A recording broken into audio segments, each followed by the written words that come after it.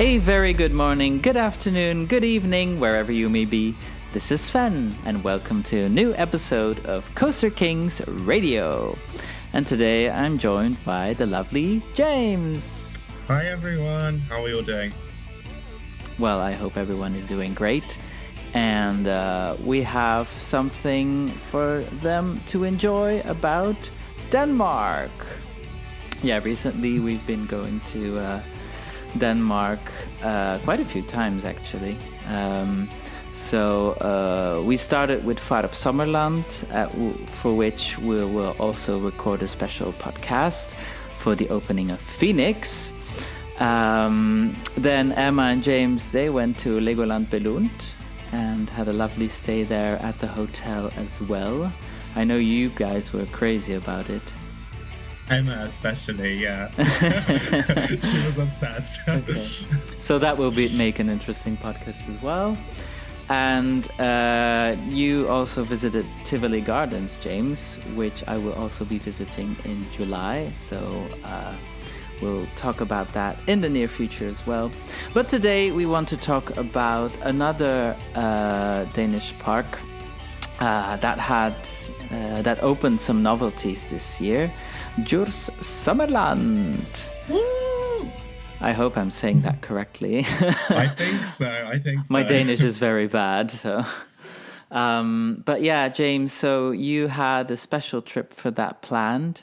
How did you do that? Where did you stay? How did you go there? Is it easy to reach? Yeah, so it's weird because I think I've been planned it for quite a few months actually. Mm-hmm. I saw weirdly just somewhere in the internet, I can't remember where it was. It might have been in the forums or something like that. I saw that they were building a new roller coaster, and with that a new themed area, which we'll get onto.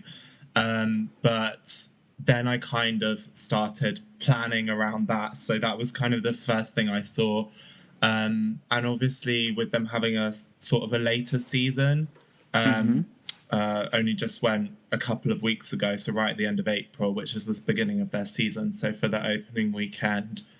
And yeah, so it depends where you live if it's easy to reach or not, because as someone who lives in the UK, it's with Ryanair you can fly direct to Aarhus from Stansted, and that's a really simple connection and really quick connection. But I think from what we were looking, Sven, correct me if I'm wrong, but from mainland Europe, it seems to be a lot more difficult to get up there. No? Yeah, it depends. So far, from what I've seen, Billund and Copenhagen are the easiest places to go to, from Belgium at least. But yeah, so that will depend on where you are living and flying to. But so Aarhus is the closest airport, though, to Djurs Sommerland then. Yeah, so Aarhus is the closest airport to Djurs Sommerland. But weirdly, the airport Aarhus isn't that near the city. It's about 45 minutes away by car. But the airport is closer to Djurs Sommerland. So the airport is only 20 minutes drive away from Djurs Sommerland. Okay. But the issue behind that potentially is that Djurs Sommerland has no on-site accommodation, which then obviously leads to where we stay. So we stayed in a lovely apartment on the coastline in Bonnerup Strand, which is about 20 minutes north of Djurs Sommerland. And it was an absolutely beautiful location right on the seaside. So we stayed there for a couple of nights and then had one day in the park. And did you go there by rental car then? Yes, so public transport is difficult. If you aren't able to take a rental car, it could be a struggle. I mean, obviously, you could look at getting a taxi or something, but the bus services are quite infrequent, and yeah, the timetables really aren't great. So that's probably the main issue. Okay. But then you had a lovely stay at the beach and then one day at Djurs Sommerland. What was the first area where you went to? In Djurs Sommerland. So We didn't go straight to the Dinosaur Land, which is possibly somewhat strange. We actually saved that for the afternoon. Okay. As the CEO, Henrik B. Nielsen, took us around the new area. So we wanted to save that for later on in the day. Oh, yeah, that's nice. But at the beginning of the day, had to go straight to my favorite ride or favorite area, which is Mexico Land. Okay. And what can we find in Mexico Land? Yeah, so it's right at the back of the park, so you have to go all the way to the back. Yeah. But there's quite a few different things there. So I mean, that's always a smart thing to do anyway, so to avoid the crowds. Exactly. We were running a little bit behind anyway. I think we got there about 10:30 and the park opened at 10. We had plenty of time anyway, but, I had a bit of anxiety that was going to be really busy and we were late and it was going to be really long queues, but it was okay. I think, we went straight to Mexico and I think first of all we went on Sol Gordon, actually. Okay. Which is like the Flying Jumbos style ride, which is a bit of a, I don't know, it's a novelty, isn't it? Well, a novelty, what do you mean? I mean, like it's quite unique in terms of the theming and the soundtrack. It's not new, but it's kind of different. That's what I meant. Oh, okay, yeah. So yes, obviously the kind of extra feature of that ride is that they have the water cannons on board, so you can get wet. Which is... But on board, what do you mean with on board? Is it on the vehicle itself or on the sides? No, so they have on-ride, like on the vehicle, they have on-ride music, and then they've got a lever so you can move yourself up and down. And then on the side, there are like these statues and they squirt water out of their mouth. Okay. Yeah, so that's like in Plopsaland where you have the Bloemenmolen, which is like the flour mill. And then in with Maya the bee, and then there is this song that says Maya goes up and Willy goes down, because you have two characters on that differ each vehicle. And if you're not doing what the song says, then you get sprayed wet. Yeah, exactly like that. So I guess it's something similar like that. Yeah, exactly. But I just... you know what I'm like with water rides, but I like this one. Okay, that's funny. In fact, it's the only ride I actually went on in the day which involved water. So, but I thought you were going to go to a different ride straight away. One of your favorite coasters. Yeah, so we went on that second. So we went on Juveland second. The reason being because we saw that Sol Gordon didn't have a queue, and it's quite low capacity, and it does get a queue. So I was thinking, oh gosh, if that has a queue, I can't really, be bothered to stand there for it. But yeah, and I thought Juveland's a higher capacity ride. They run it on 2 trains, so I thought it's better to do it that way around. But to be honest, the crowds were quite low in a way, so... Well, that's good. Yes. But was it still running well? Juveland? Mm-hmm. Yes. Very intense. I loved that roller coaster. I loved it when I rode it in 2019, and I still love it now. I think it's quite... deceptive, I would say, and the fact that first of all it looks like nothing much really. You can't really see the ride in a way from the land. You can't really see it because it's hidden to the back, so you can't really see what happens. You can see the first launch when it comes out of the station, but actually the second launch is so much quicker. Okay. And the second half of the layout is super fast paced and it's very intense. So I think it probably is the most intense roller coaster in the park, I would personally say. Interesting.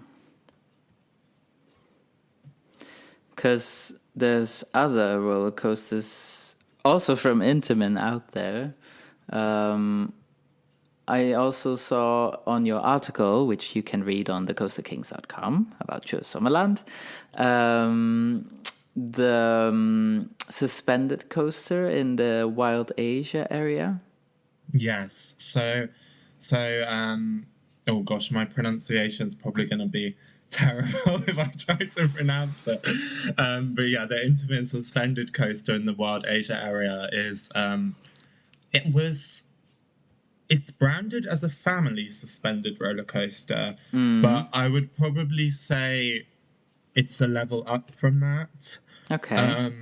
It's, I think some people would compare it to, say, Vampire at Chessington, for example.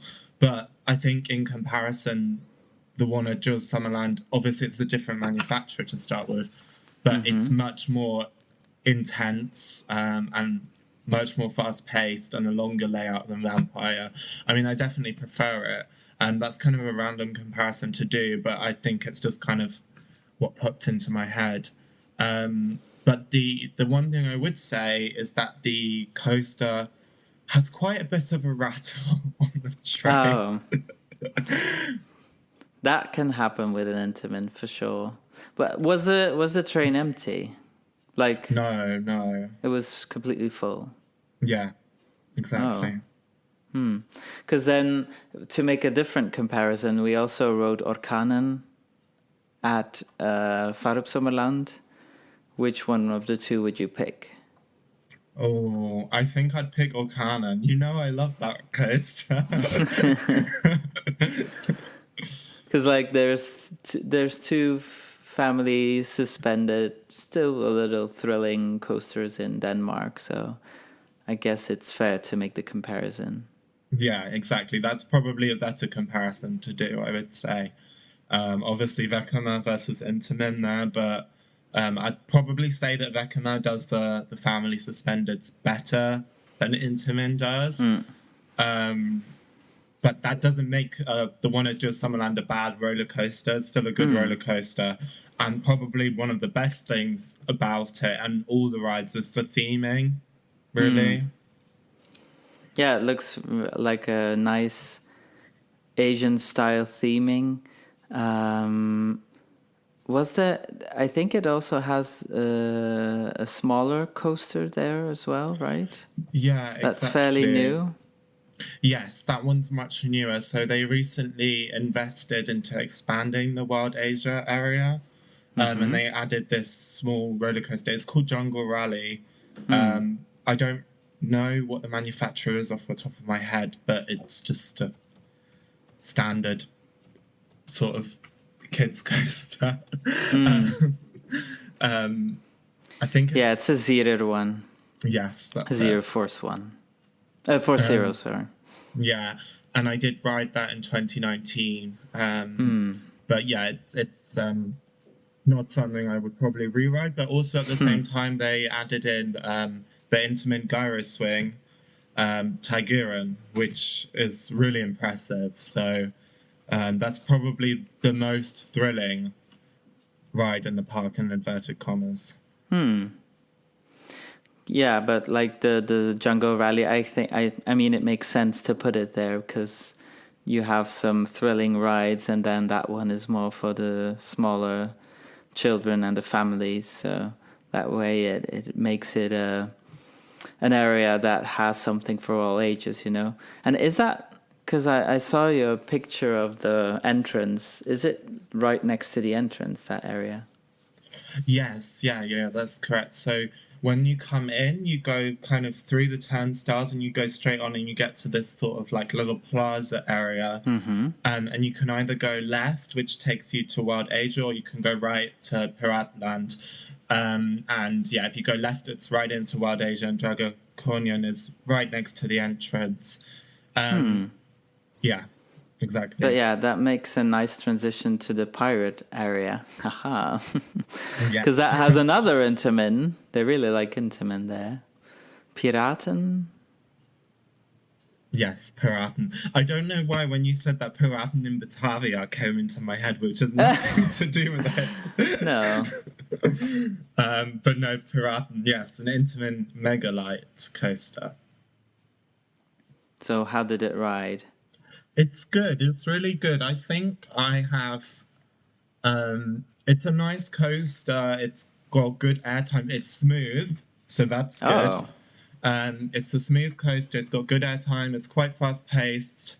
It's just a nice layout, and I'd say it's actually something which can do well for a bigger age range because it's not actually too intense. I have read a lot of reviews online saying that Intamin Megalites are really intense and some of the most intense roller coasters, but actually I would disagree. I think it's a great coaster. I just don't think it's as intense as I was expecting. Okay. Yeah, so, and you also have a special drop tower there? Yes, my favourite. Your favorite? Your favorite drop tower of all the drop towers? No, it's not my favourite drop tower of all the towers, just my favourite ride in that themed area. Oh, okay. But yeah, that's, I don't know what manufacturer it is. I don't think I've seen one of them before, actually. They have some of them around, but what makes it so special? Well, it's just, I mean, it's definitely a family drop tower, but it tips side to side when you're at the top. And sometimes it will drop sort of on a slanted angle as well. So it's quite funny. It reminds me a little bit of the little drop towers at Tripsdrill. Yeah, I was about to say. Yeah. Yeah, it's an ABC freefall tower. I was looking at where they have other ones, but I can't remember where. But yeah, that is definitely, yeah.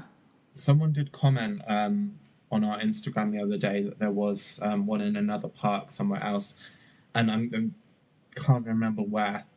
So that's not very helpful. But they do have different themes of those, and this one looks like a saber. Is that the word? Yeah, a sword theme. A sword, yeah. Okay. Nice. And then they also have technically another roller coaster in that area as well, which is the Mack water coaster. Oh. What kind of water coaster is it? So it is. It's a exact replica of the second half of the layout of Poseidon at Europa Park. Oh, so it's Mack. Yes, it's Mack. So it doesn't, or is it the first half? Maybe I think the first half. Yeah, it's the first half. The first half, yeah, that's correct. Because, like with the helixes and stuff, so it has a longer layout rather than going straight down. But it doesn't have two lift hills. Okay, yeah, that makes sense. But you didn't ride it. No, not on this occasion. Why not, James? It was like 14 degrees. I mean, that's still decent. I've done Chapas when it was 0 degrees, so. I have done Chiapas in the cold as well, but... See? But, you know, it was... Yeah, I didn't really fancy getting soaked. Okay, and what other areas do we have? Viking Land? Yes, Viking Land is also a great area. It's probably actually... I mean, I'm probably going to say this about all of them, but it's one of the best themed areas as well. Okay. It's really nice. So there you've got the Gerstlauer bobsled coaster. Okay. Called Thor's Hammer. And then you've also got a few other attractions as well. So there's a swinging ship, and there's some sort of more ones for kids. But what's really nice about the area is there's a nice ice cream and waffles parlor, and you can sit out like on the balcony, which overlooks the water and the roller coaster, and it's really beautiful. So which waffle did you get? It was a waffle with soft whip and then chocolate sprinkles and cocoa powder as well. Now everybody is getting hungry. But you also had a treat in Westernland. Yes, that's correct. Right at the end of the day, we managed to squeeze it in. We had a crepe with Nutella and ice cream in it again. But you also ate there, right?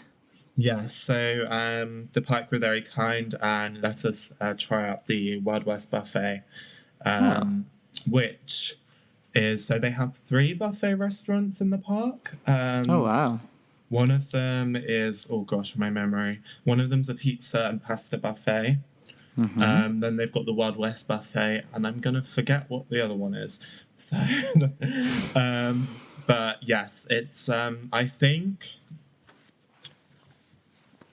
it's not that cheap to eat there. It's an all-you-can-eat, and the drinks are included as well. But if you're an annual pass holder, after 2 p.m., you get 25% off. Okay. So they do some discounts for the pass holders. That's nice. Yeah. And what is the major ride in the Westernland then, or one of the major ones? I'd probably say that the biggest, most popular ride in Westernland is the River Rapids. Okay. Rio Grande River Rapids, which you're gonna hate me for, but I didn't go on it. You didn't ride it, but did you ride it the previous time you went? No, I've never been on it. How can you not ride a rapid? I love those attractions. Well, we will have to do it next time, Sven. Okay, yeah, then I'll keep you to that. Even when it's freezing and raining, we're going on it. On the rapids. I'll go on the rapids. On the rapids, yeah. Yeah, and because I'm looking, are there other areas still besides the dinosaur? Oh, you've caught me. Oh, yes, there is. We have the farmyard area as well, which is the children's area. Okay, and I also see they have some like spooky witch themed rides. Is that a separate area or? Witch themed rides? Yeah, like they have teacups in the shape of cauldrons, and the octopus. Oh no, that's a pirate theme then. Or not? Yes, the octopus is in the pirates area. That's correct. Okay. Well, let's get into the dinosaurs then. Okay.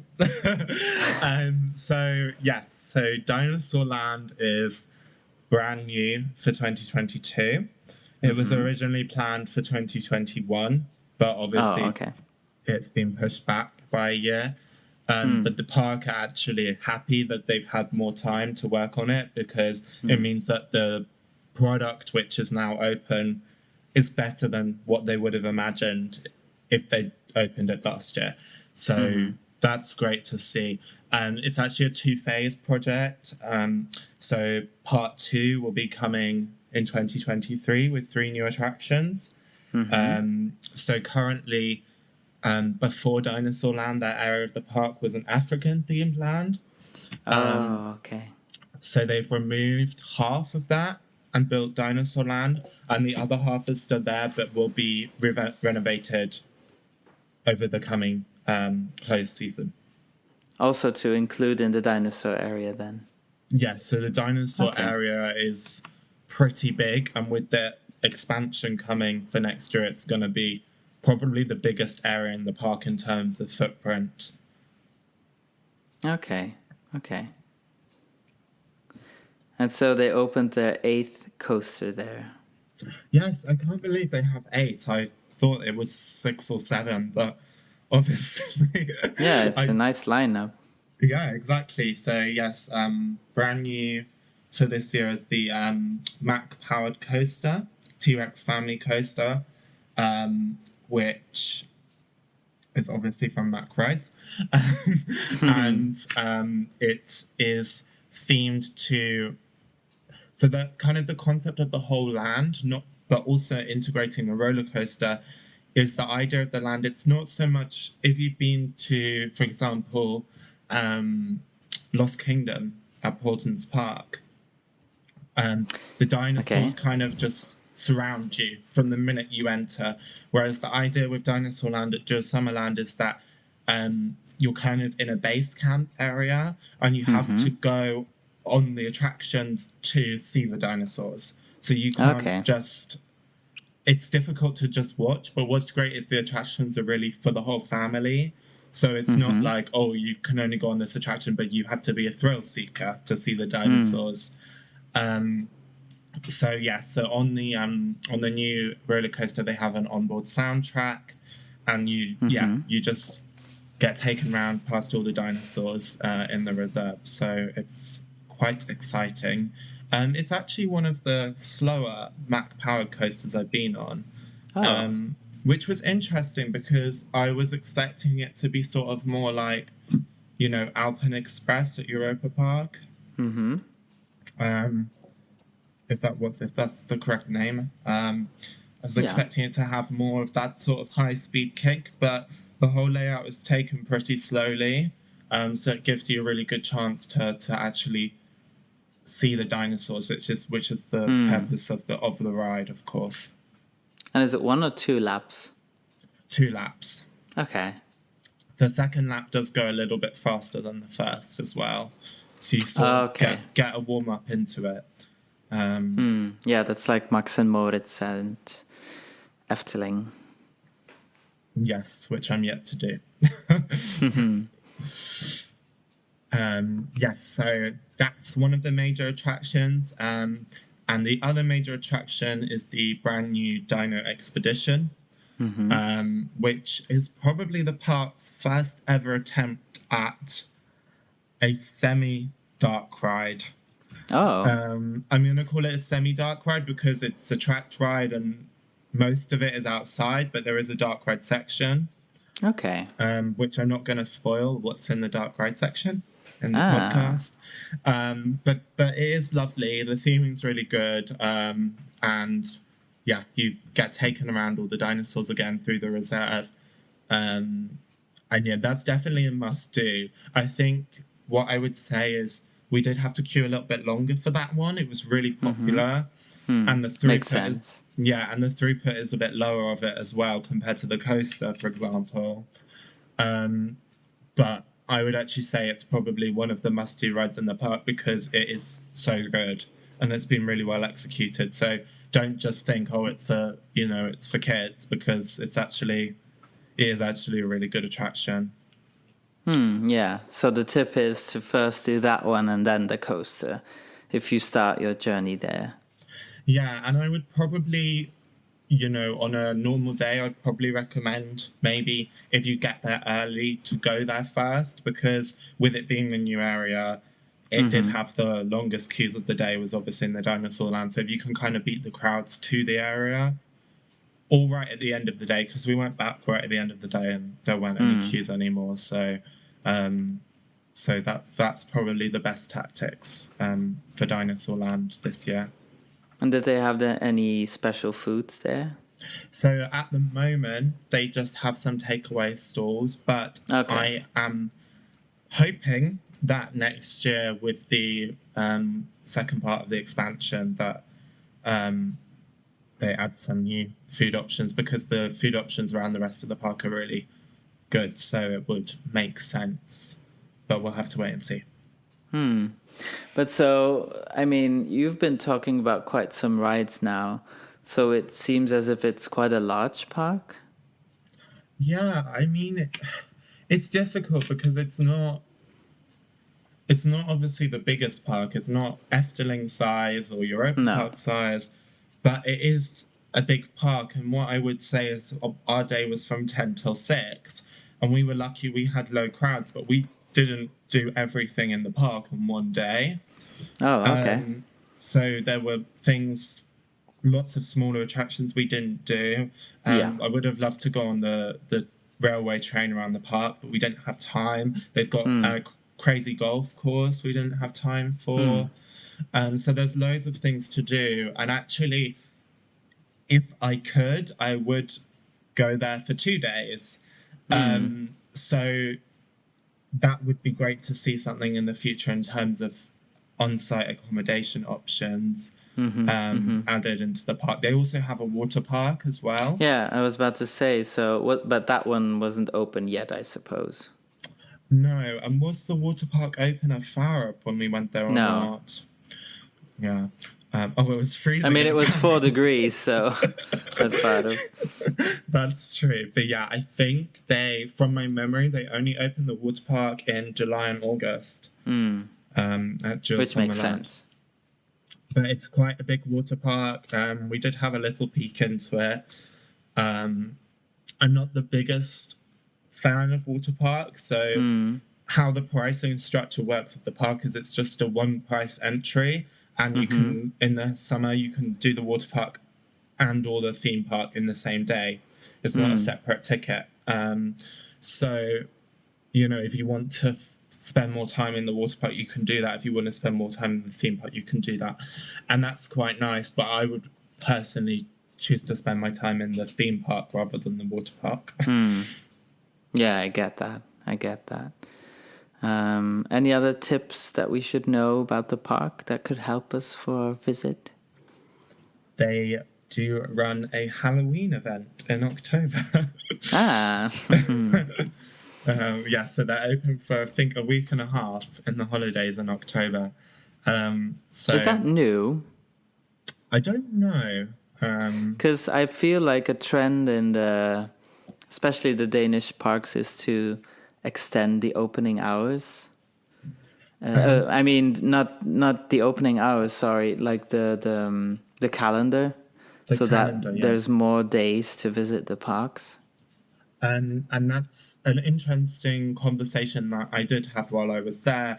And obviously when we went to Farup, it was a couple of weeks beforehand. And Farup has a longer season than Djurs Sommerland at the moment. But Djurs Sommerland actually gets a higher visitor number in the year, around 830,000 in the year. But I have been told that once, at some point when accommodation does come in on site, they will probably be looking to extend the season to longer. Yeah, okay. And besides accommodation, what is a type of ride that they are still missing that they could use? Well, my opinion is that they could potentially use a more larger scale dark ride, something indoors. At the moment, with it only really being open in those summer months, it warrants it less. But if it was, when they do turn into more of a resort, on-site accommodation, then they'd also be looking to keep the water park open in the evenings. And then potentially be looking at a dark ride to come into the park. I know that it has been discussed, but they're waiting to see the product which fits them best. Yeah, that makes sense, yeah.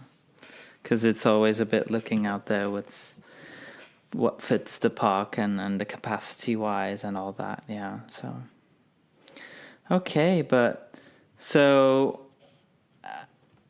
it sounds like it's a must-do park in Europe, especially in the Scandinavian area. Yeah, I mean, I think it's one of my favorites that I've been to. Perhaps, I mean, everyone's opinion is slightly biased, so that's just my opinion. But it's definitely one of my top parks in Europe. So I do recommend it. It's a little bit more awkward to get to in terms of transportation. So that is kind of the factor in the way, but if you can, I really do recommend a visit. Okay, nice. Well, if you want to read more about Djurs Sommerland, as mentioned before, you can also find the article on our website, thecoasterkings.com. And I mean, you can also check out our Instagram account, our TikTok, all the social media channels, and especially on the European Coaster Kings channel, you'll find content of Djurs Sommerland as well. It's made by James. But I think that's it for this episode. Please review us wherever you're listening, and do not hesitate to share it with your friends as well if they are planning a visit to Djurs Sommerland. And thank you, James, for everything you've told us about the park. I hope you enjoyed your visit. Yes, I really did, and I'm excited to go back again at some point in the future. So next time I hope I can join you then.